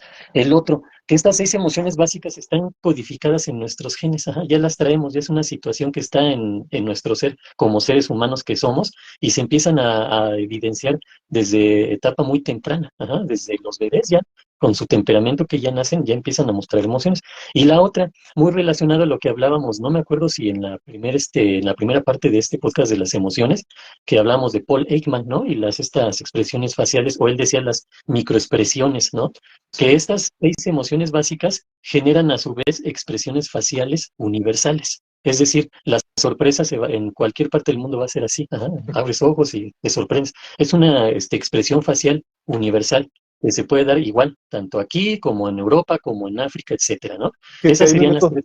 ahí me ¿Cómo? meto, colega, Adelante, ahí me adelante. meto porque menciona, yo antes pensaba efectivamente que las expresiones en México eran igual que en todo el mundo, ¿no? Y no, resulta que a través del fútbol, me gusta el fútbol, y he visto cómo la dichosa mentada de madre no ocurre igual que en México, ¿no? Que es Ah, una expresión hacerle así. sí. En Europa, cuando alguien comete algo o una falta o algo, ellos hacen esto, así como que estás loco. Ajá. Sí, Y es muy común verlo, en el fútbol le hacen así, ¿no? Entonces ya te llama la atención, yo sé que se refiere a otra cosa, pero es una expresión más bien, sí, sí, sí. ¿no? Pero no necesariamente, pero sí esto que dices, hay Ah, ciertas expresiones que son universales, ¿no? exactamente, para poder diferenciar de estas otras expresiones que comentas, ¿no? Que pueden ser muy diferentes, que incluso ya llevan otra connotación, no nada más un aspecto emocional, ¿no? Sino ya un aspecto Cultural. social, cultural, de aprendizaje, ¿no? Porque igual aquí mismo en México, lo que en un estado puede representar una falta de respeto, en otro estado no, o incluso en otro estado puede representar hasta una situación de respeto, ¿no? Quizás hasta lo contrario, ajá. Pero en este sentido de las emociones básicas, normalmente generan expresiones faciales universales, ¿no? Digamos, la sorpresa se va a notar igual en México que en algún otro país o en alguna otra área del mundo. Ahora, ¿cómo se manifiestan? Ajá, aquí nos vamos a enfocar en, primero, ¿qué te parece si hablamos de la alegría? No sé si quieras comentar algo al respecto, colega. No, si quieres más bien menciónalo y ya igual si te retroalimento si veo algo, ¿va? Ok, bueno, mira, la alegría normalmente se va a manifestar o a representar con una sonrisa, ¿no? Desde una sonrisa, a lo mejor hasta una carcajada, y va a dar una sensación de bienestar, así como que eso es lo particular, ajá. Pero ahora, ¿qué genera la alegría en un ser humano? Eso es a lo mejor lo importante a trabajar en la terapia y a lo mejor lo que podemos ahorita mencionar aquí a grandes rasgos, haciendo énfasis una vez más que este podcast no tiene ninguna intención de suplantar el proceso psicoterapéutico. Es muy distinto trabajarlo de manera personal en la terapia psicológica que nada más hablarlo aquí, ¿sí? Porque pues a cada quien le va a generar ciertas situaciones alegría, a otras no. Entonces desde ahí es muy distinto y por eso el paciente o el cliente tiene que acudir a psicoterapia para trabajar sus emociones en particular y lo que se las genera. Ajá, eso sería a lo mejor el punto clave aquí. lo que le genera emociones a este paciente, ¿sí? Eso es lo que se trabaja también, y obviamente cómo poderlas manejar, cómo poderlas hacer parte de su vida, pero para un bien. Bueno, entonces, la alegría favorece la recepción y la interpretación positiva de diversos estímulos ambientales, ¿sí? Es decir, estamos más receptivos, eso es importantísimo, ¿no? Con la emoción de la alegría, por eso es tan importante poderla fomentar o promover, porque a su vez también promueve sensaciones de competencia, ¿sí? De querer ser más capaz, de querer desarrollar tu potencial, ¿sí? E incluso ya yéndonos a un grado un poquito más extremo, la gente muy motivada normalmente tiene esa base, ¿no? De la alegría. Es gente que se puede sentir más libre, gente que puede hacer cosas que en su mente pueden trascender, obviamente influye en la autoestima, en la autoconfianza, en la autoaceptación. Eso es lo que tenemos con la alegría. Oye, También genera Oliver, Sí, adelante. ajá, te iba a comentar que hemos tratado de hablar también de lo que puede generar ya en un extremo cierta emoción y que el hecho de la alegría, a mí me ha tocado ver personas, muchas veces cuando viven en la alegría tanto tiempo, en el positivismo, de repente también hay que hacerles notar que tal vez por vivir tanto en la alegría no se permiten observar otras emociones, ¿no? Sí, Que es el caso efectivamente de personas muy positivas que consideran que ellos nunca tienen un malestar o que están nadie les hace de la daño, realidad. ¿sí? Por estar siempre felices o contentos, ¿no? Ándale, ese punto, el de feliz, porque la felicidad no es una emoción básica, sino ya es un estado anímico perdurable, ¿no? Entonces, una persona que cree, aquí esa es la gran diferencia, ¿no? La alegría, como cualquier otra emoción, si se mantiene mucho tiempo, te va a generar, acordémonos de ahorita la definición de las emociones que tienen que ver con las reacciones fisiológicas. Entonces, si yo estoy alegre todo el tiempo, está comprobado que incluso me puede dar hasta un paro cardíaco, ¿no? Una persona que está alegre así por días, pues genera unas reacciones fisiológicas tan fuertes y tan intensas que podría ocasionarle daño a su salud, ¿no? O incluso hasta generar ahí reacciones muy severas. Obviamente, no nos sucede esto porque tenemos un regulador interno, ajá. Entonces, las emociones no hay que espantarnos. O sea que si estoy alegre todo un día, ¿me va a dar un paro cardíaco? No, para nada. En primer lugar, no voy a estar alegre todo el día. Va a ser una emoción que desata otro tipo de sensaciones y nos lleva a un estado, a lo mejor de felicidad, que puede ser un día, 2 días, 10 días, ¿no? Pero estamos en una, digamos, en una norma, ¿no? En una situación de estabilidad, pero con esa emoción de la alegría. La alegría, vamos a hacerlo así, ¿no? Sube y altera y genera reacciones fisiológicas en el momento. Ya después nos estabilizamos y generamos esa sensación de bienestar, no la emoción de alegría ahí todo el tiempo, ¿no? Eso es importante. Ahora, lo que decías con respecto a la alegría en este sentido, si la llevamos al extremo, nos lleva a la euforia. Y la euforia ya es un estado alterado de la conciencia donde ya no estamos en contacto con la realidad y da esa sensación que mencionas, ¿no? Que ya estoy así como que yo estoy feliz, a mí nunca me sucede nada y si algo sucede, a mí no me afecta porque yo soy todo felicidad. No, pues para nada, ¿no? La tristeza ni la conozco, ¿no? El enojo me tiene miedo casi, casi, ¿no? De Y yo tan creo, feliz que soy. Para yo nada. creo que por ahí la euforia a lo mejor ya rebasaría un poquito más hasta eso que estamos mencionando. A mí me tocó observar una ocasión, yo vivía allá en la Ciudad de México y fui a la feria de Chapultepec.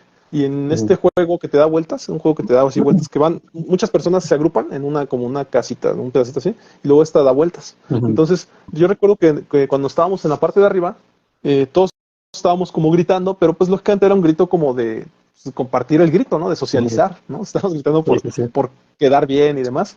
Y Y por porque íbamos con nuestros liberarte, ¿no? amigos, por liberarte, ¿no? ¡Wow! Sí. Pero de repente, yo recuerdo que un amigo que estaba al lado mío me dijo, cállate, cállate, que esa señora se puso mal. Y ya, entonces yo dejé de gritar, ¿no? Me acuerdo mucho que yo estaba, y ya me quedé callado, volteé a ver a mi amigo y le dije, ¿cuál? Le dije, esa señora que está allá se puso mal. Y entonces la señora estaba gritando exageradamente, ¿no? Pararon el juego, lo bajaron. Yo lo único que vi, me salí de ahí y la señora se estaba hasta poniendo roja de la cara, ¿no? Porque llegó al estado de euforia. La euforia es el exageramiento, Sí, sí, sí. ¿no? Y entonces esas son las consecuencias verdaderas de una euforia, ¿no? O sea, el hecho de que ya hasta el cuerpo empieza a verse rojo de acá, ¿no? Entonces, pues nada más es estar atentos. Parece que los extremos siempre son malos, ¿no? Sí, siempre nos van a llevar a situaciones de problemas, ¿no? Situaciones incluso negativas. Sí, efectivamente, pero sin embargo la euforia tiene su base en la emoción de la alegría, ¿no? Y a lo mejor ahí ya podemos meter el aspecto fisiológico de desatar la adrenalina y todo esto, ¿no? Pero pues ya se pierde uno y como dices, esta persona pues ya casi casi parecía que iba a explotar, ¿no? De Sí. tanta contención ahí que ya tenía, ¿no? Porque pues ni siquiera lo estaba ya, a lo mejor hasta sacando todo lo que ya estaba generando. A lo mejor vamos a poner un ejemplo de los dibujos animados, ¿no? Donde el héroe está acumulando energía, ¿no? Y cosas por el estilo, así se me figuró esta persona, ¿no? Sí, Pero sí. bueno, Regresando a esto de las emociones, en este caso la alegría, sí es importante tener en cuenta esto, ¿no? Cuando uno habla sobre fomentar la alegría, no es como para, vas a fomentar la alegría y así te vas a quedar todo el tiempo, ¿no? Lo ideal es la estabilidad emocional y la estabilidad emocional no tiene que ver con que yo esté alegre todo el tiempo, mucho menos con que esté triste, enojado, con miedo, etcétera, ¿no? Que igual y a lo mejor esta persona está viviendo dos emociones, el ejemplo que pones, ¿no? Tanto alegría como miedo al mismo tiempo y por eso ya estaba en ese extremo ahí. Ahora, la alegría, algo que nos ayuda a fomentar junto con situaciones de pensamiento, es la empatía. Ajá. La empatía precisamente es esa capacidad que tenemos, ya la mencionábamos también, de poder ser conscientes de los sentimientos y de los pensamientos o de las necesidades o del estado anímico de otra persona. Sí, es poder entender a la otra persona. La alegría como emoción básica fomenta la empatía. No es lo único, ¿no? Hay otros factores, pero a su vez esto, ¿en qué nos ayuda? En las relaciones interpersonales, ¿sí? Socialmente hablando, nos ayuda muchísimo. Siempre va a ser mucho más fácil relacionarme con alguien con quien genero empatía, con quien veo una sensación de bienestar que con alguien que no, ¿sí? Entonces, en el aspecto social, la alegría es fundamental en este sentido. También incrementa la capacidad de disfrutar los distintos aspectos de la vida. Ajá. Eso es importante de la emoción de la alegría. Entonces, cuando ya la empezamos a ver así, créeme que ahí, bueno, tú lo sabes también, el paciente se empieza a motivar como, ah, caray, pues, ¿qué estaba haciendo yo con mi vida? Ajá. ¿Por qué? Pues porque me doy cuenta que mi vida ha sido puro problema, o por lo menos últimamente han sido problemas, presiones, estrés, responsabilidades, que tengo que hacer aquello, que esto otro, que lo que quiero hacer no puedo, etcétera, etcétera. Entonces, ¿dónde estaba quedando la emoción de la alegría? Y por eso la trabajamos. Pero una vez más, volvemos al punto aquí de que las emociones son subjetivas. Cada persona va a tener su forma o su manera diferente de generar alegría en su vida. Y que a No lo sé si mejor, sí, a lo adelante. mejor nada más algo básico que hay que, o sea, no es como que para todos sea igual, pero se dice que cuando uno hace ejercicio se liberan endorfinas, ¿no? Sí, Y que probablemente estés más próximo a estar en la alegría. Se dice por ahí también que a lo mejor el practicar la dichosa gratitud, ¿no? Que es también. dedicar unos minutos al día a reflexionar sobre cosas en las que estás agradecido, ¿no? O sea, que qué bueno que tengo a mi familia, qué bueno que sigo completo de mis partes, de mis brazos y de mis piernas, Ujú. ¿no? Qué bueno que tengo un hogar. O sea, ese tipo de cosas a lo mejor te hacen mantenerte positivo y en búsqueda de estar bien, ¿no? También el hecho de mantener relaciones saludables, ¿no? Las relaciones sociales a tu alrededor, pues te pueden dar cierta alegría, ¿no? Qué bueno que tengo a mis amigos cercanos, a mi familia cercana, o que en su defecto personas que quieren conocer nuevos amigos, porque me ha tocado a mí tener clientes que les cuesta trabajo socializar, ¿no? Y el hecho de Ujú. hacer nuevos amigos les puede dar mucha felicidad, ¿no? El hecho de hacer cosas que te gusten, ¿no? O sea, nada menos a mí me gusta mucho la psicología, pues hacer estos podcasts me da mucha felicidad, ¿no? Pero también el hecho de ir y de repente construir, no sé, mi casa, ¿no? Eso me da felicidad, ¿no? También en su momento y en su defecto, cuando tengo una temática que me gusta mucho, pues ir y leer sobre esa temática y conocer nuevos autores también me hace sentir bien, ¿no? Pero hay gente que le gusta ver películas, cocinar, que les gusta escuchar música y eso los hace feliz, ¿no? O Exacto. leer también puede ser, ¿no? Sí, les genera esa sensación de bienestar, ¿no? Les produce ese bienestar hacerlo.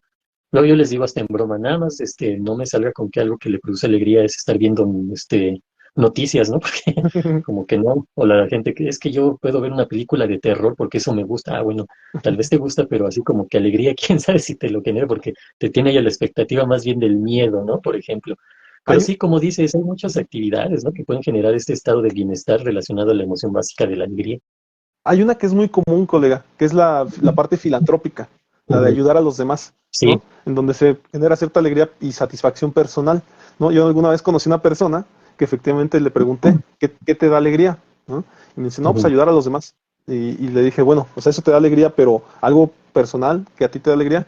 Y no encontraba ninguna, o sea, para él todo era la parte filantrópica.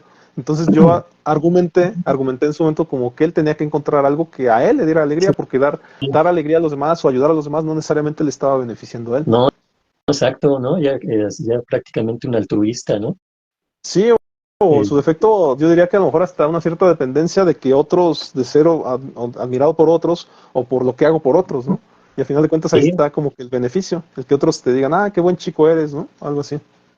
sí, que es bien interesante eso cuando se analiza en psicoterapia porque incluso puede tener que ver con situación de negación, ¿no? De yo no me atrevo a vivir esa felicidad o esa alegría o ese bienestar, por lo tanto, provocándolo en otros, por lo menos eso me satisface. Y aquí hablaríamos de lo que son las ganancias primarias y secundarias, ¿no? No se atreve a vivir una ganancia primaria, que en este caso sería para él mismo, pero sí obtiene una ganancia secundaria, que es ver a alguien más contento, alegre, en bienestar, y eso le genera en automático alegría, pero a la larga las ganancias secundarias, como ahorita mencionas, le pueden estar haciendo daño, ¿no? Porque no lo está generando hacia sí mismo y puede estar provocando una situación, pues a lo mejor hasta cuestiones de conflicto emocional, trastornos psicológicos, etcétera, ¿no? Pero bueno, eh, sería como Adelante, adelante, colega. parte de...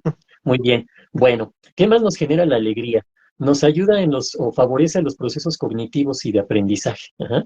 ¿Por qué? Porque al generarnos un estado de bienestar somos más receptivos y por tanto tenemos más capacidad en cuanto a la flexibilidad mental, ¿sí? Entonces nuestro rendimiento cognitivo pues puede ser mejor todavía, ¿no?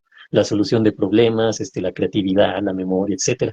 Todo esto genera cuando uno sabe manejar la emoción de la alegría. ¿A qué voy con esto? Por ejemplo, un niño, ¿no? Que va a la primaria, va a la escuela con una sensación de malestar, difícilmente va a tener la capacidad de aprendizaje que tenga otro niño que va con alegría a la escuela. Ajá. Este otro niño pues va a estar más receptivo, más apto para aprender, va a tener más disposición, etcétera, ¿no? Aparte, la alegría va acompañada de energía, ajá, nos genera energía, y esa energía en automático nos puede llevar pues a ponernos en acción, ¿no? A querer hacer cosas, a implementar, etcétera, ¿no? Entonces ahí tenemos lo que es la alegría, y algo bien importante, la alegría es contagiosa, ajá.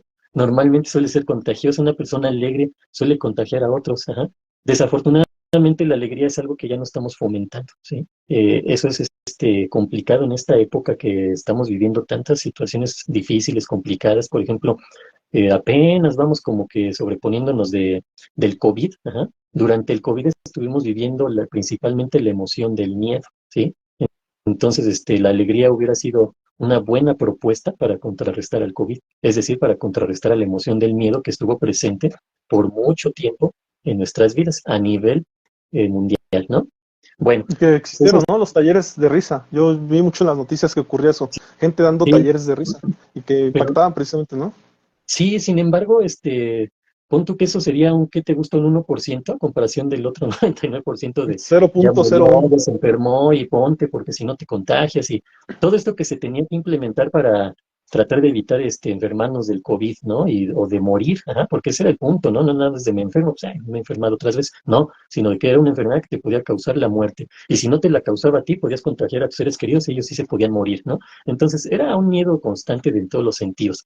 Que también quiero hacerte notar, colega, que a mí me tocó observar un directo en la época de pandemia de Mm, René de Calle 13, que él ajá. se puso a cantar en las redes sociales Ah, y mira. eso a mí me motivó a meterme más a fondo a las redes sociales. En la época de pandemia me metí más a las redes sociales porque él mencionaba, si tú tienes un talento que puede beneficiar a otros y no lo estás explotando, no lo estás dando a conocer, entonces tú no estás siendo responsable con la humanidad.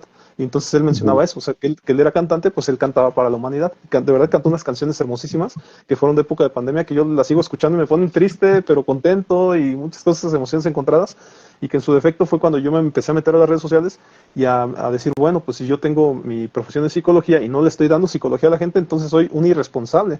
Entonces en esa época fue cuando más me metí ahí a hacer contenido, ¿no? Y sin saber mucho, porque en ese tuve un crecimiento por ahí exponencial que me cobró factura en su momento y que me daba para atrás y a cada rato por ahí andaba teniendo casi mis depresiones semanales porque estaba dándole con todo, ¿no? A las redes sociales, pero que es parte de, ¿no? Es parte de ser un profesional, de meterte de lleno a esto, ¿no? O Adelante, colega. lo que mencionabas apenas, la filantropía, ¿no? El altruismo, la empatía con la gente.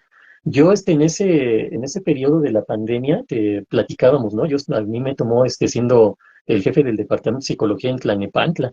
Entonces, tuvimos que incorporar una serie de programas, pero el programa que más, al que le dimos de lleno fue en el aspecto de la psicología, fue el 24/7, atención psicológica las 24 horas, los 7 días de la semana. Obviamente terminaba, como dices, ¿no? Así casi hasta como depresivo, agotado, pero era parte, fue muy bonito en ese sentido de poder aportar en base o a partir de la carrera que uno ha desempeñado, ¿no? Entonces, era muy motivante cuando veías que podías ayudar a mucha gente, porque no nada más es al paciente que hablaba, ¿no? O a la persona ahí, o en este caso también se le decía al usuario que hablaba y es que me está pasando esto, aquello, le dábamos ahí una contención, ya que lográbamos contener el aspecto emocional, le dábamos pues esas sugerencias, ¿no? En cuanto a la pandemia, ya y obviamente dependiendo de su situación particular, pero a su vez también me tocó participar en organizar puntos donde se aplicaban las pruebas COVID y también la vacunación.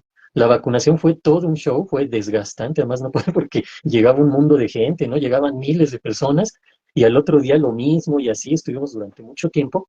Pero algo muy bonito fue que cuando tuve mi equipo de trabajo que estaba conformado obviamente por psicólogas, psicólogos, doctoras, doctores, enfermeras, hasta maestras de estancias infantiles, formamos un equipo de trabajo.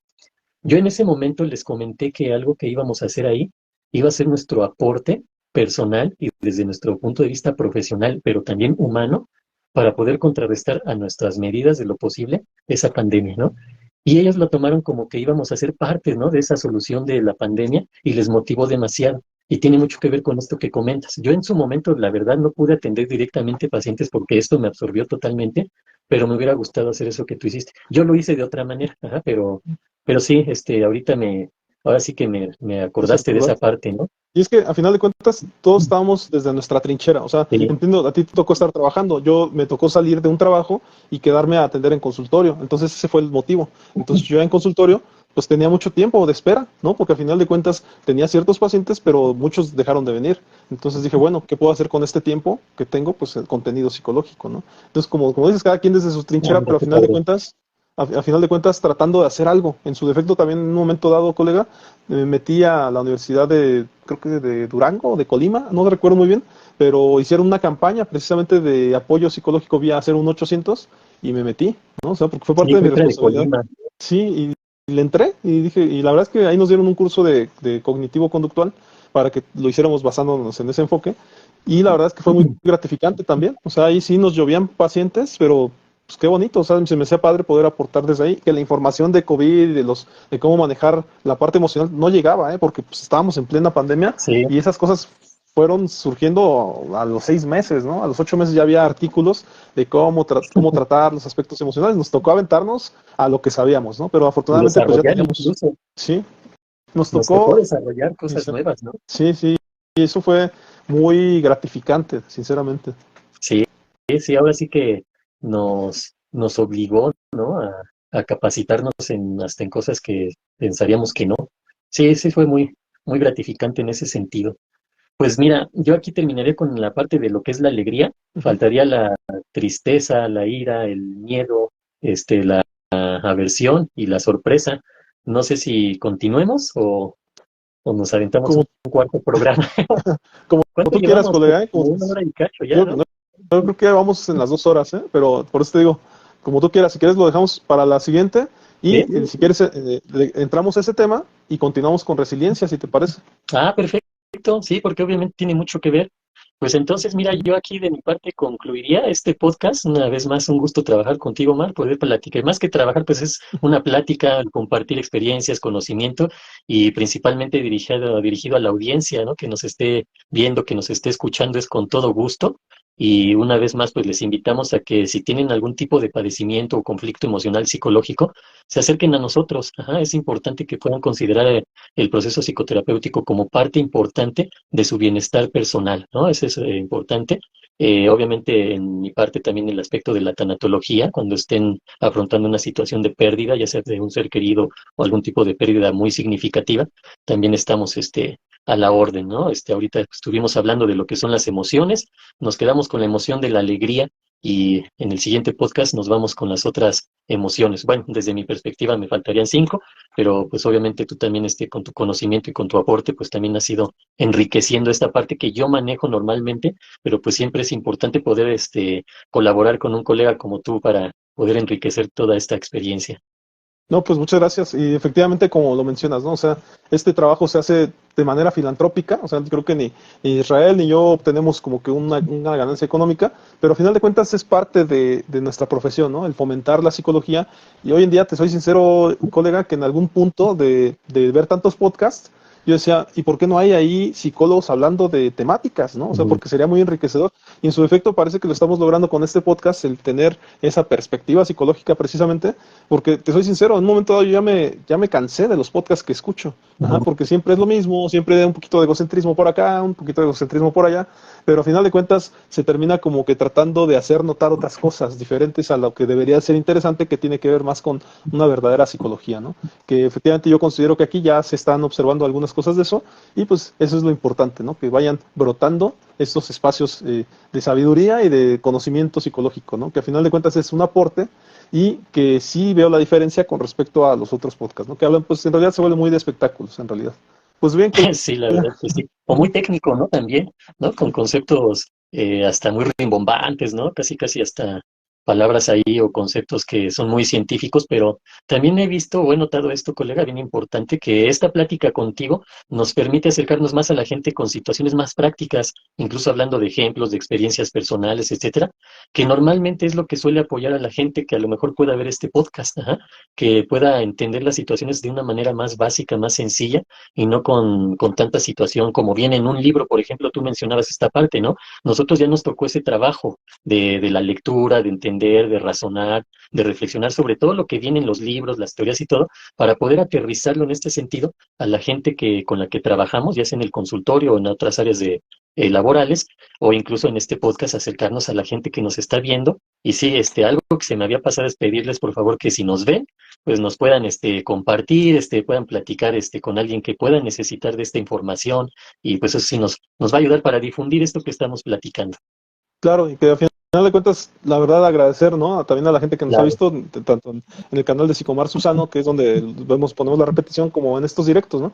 Pero en este YouTube, Psicomar Susano, ha habido buena respuesta, ¿no? Ahí están entrando la gente, está observando el video, y esto es muy motivante, porque al final de cuentas, a pesar de nosotros quererlo hacer por gusto, pues al final de cuentas también comemos, ¿no? Y también sería bueno como que a partir de esto sugiera algún paciente o alguna cuestión, ¿no? Que nos pudiera beneficiar. Se vale también las ofertas de dar talleres y demás, pues se vale, ¿no? También ahí nos pueden invitar a dar algún taller, porque yo he visto algunos podcasts y de repente veo sus conferencias y pues casi casi se repite lo que dice en el podcast. No, creo que acá habría muchas cosas que aportar.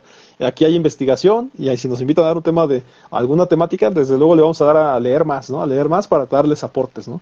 Entonces, Ah, pues claro, agradecerles, ¿no? algo más, Ajá. ya viene siendo algo más formal, ¿no? Y más específico, obviamente con sus diapositivas, etcétera, ¿no? Ya cuando se habla a lo mejor hasta de conferencias, de ponencias, como dices, talleres, pláticas, pues adelante, estamos abiertos a todo eso y principalmente pues a estar a la orden para las personas, clientes, pacientes que nos quieran contactar. Y en este sentido, bueno, yo pues doy mis redes sociales, estoy en Facebook, estoy en YouTube, estoy en Instagram, estoy en Twitter, que ahora ya es ex, ¿no? Me parece, como Psicología del Alma, así me encuentran ahí, Psicología del Alma. Y ya en contacto directo por vía WhatsApp para podernos comunicar y darles mayor información en cuanto a la atención psicológica y tanatológica, estamos en el teléfono 55 14 93 95 80, Israel Galicia a sus órdenes. Y pues de mi parte, Omar, sería todo. Nuevamente te repito, un gusto y pues gracias en este sentido directamente a ti por esta plática que tenemos, por las que hemos tenido, y gracias al auditorio nuevamente, un agradecimiento total por dejarnos entrar a sus casas, ¿no? A sus mentes, casi, casi. Ah, no es cierto. Está muy bien, colega. Pues nos vemos yo creo que el próximo sábado, ¿no? Aquí, y si no, pues nos Muy vemos por bien. ahí en YouTube, en Psicomar Susano, y por ahí también nos pueden contactar.